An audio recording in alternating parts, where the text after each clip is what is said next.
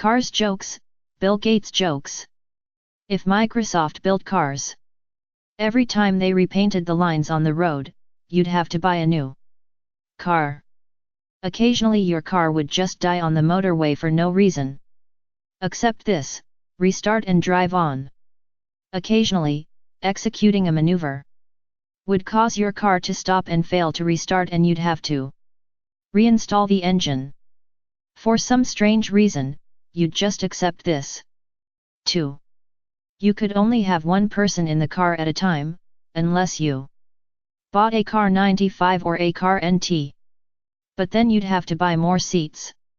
Macintosh would make a car that was powered by the sun, was twice as reliable, 5 times as fast, twice as easy to drive, but it would only run on 5% of the roads.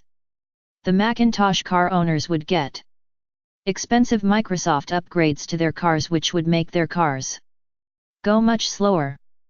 The oil, engine, gas and alternator warning lights would be replaced with a single general car fault warning light.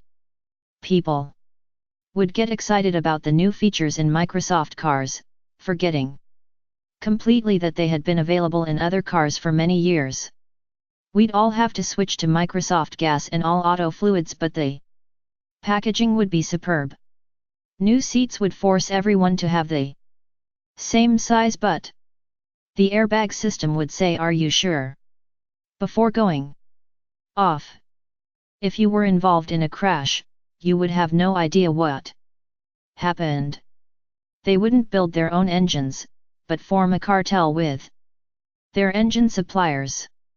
The latest engine would have 16 cylinders, multi-point fuel injection and 4 turbos, but it would be a side valve designed so you could use Model T Ford parts on it. There would be an Engine Pro with bigger turbos, but it would be slower on most existing roads.